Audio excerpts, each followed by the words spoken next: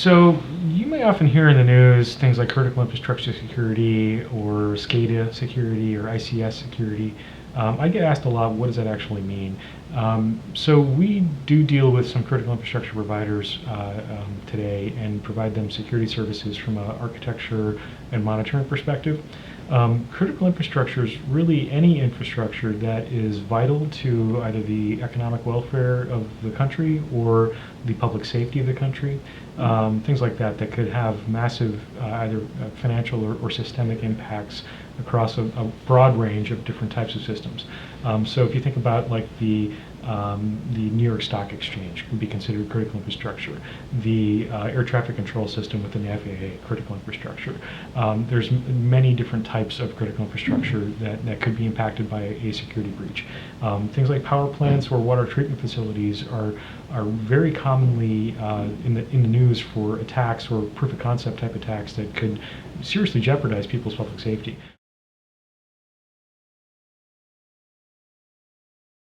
We deal with some of those types of organizations today, and by virtue of doing that, we've noticed some kind of unique challenges that are associated with providing security to them.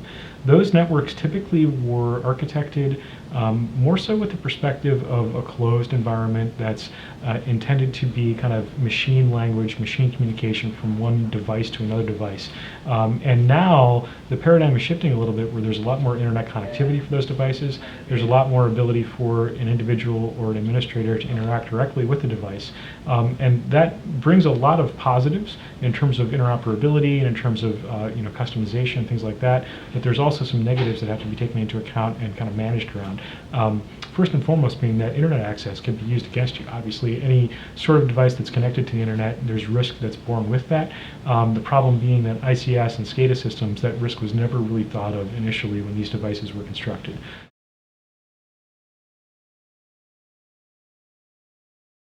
And if you think about how an ICS device works or a SCADA device works, there are some things that are maybe more important in that realm that are less important in others. So for instance, an ICS device or SCADA device, it's got to be continuously available, and that's probably the number one thing that is most important in that trifecta of security requirements.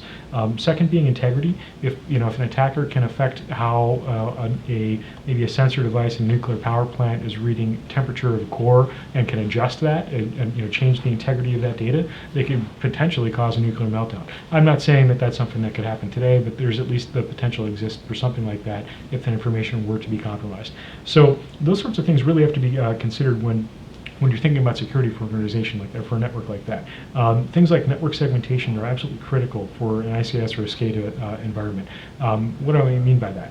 I mean, your production environment where your users sit, where your day-to-day operations take place, should be physically or logically segmented from the environment where all those SCADA devices sit.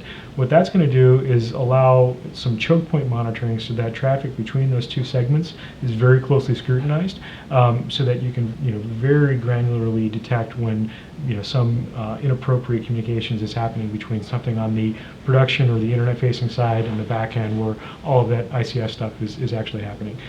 Secondly, a lot of times those types of devices don't necessarily rely on IP. They rely on other protocols that are not as easily monitored. So there's some specific types of network gear that usually is associated with those networks, and monitoring that's a little bit complicated.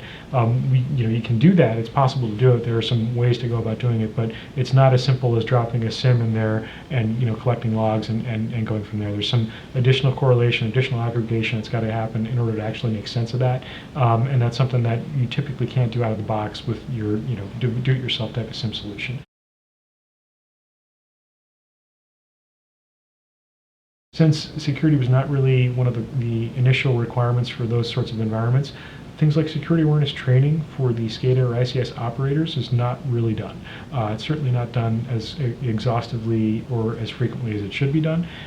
Those people that are responsible for maintaining and operating those ICS devices need to know what the potential security impacts of either their negligence or malicious intent could actually have upon not just that environment, but potentially the public at large. And that's something that I think would be a boon to the organizations that do run ICS networks and SCADA networks, is having a greater focus on security awareness training for those individuals.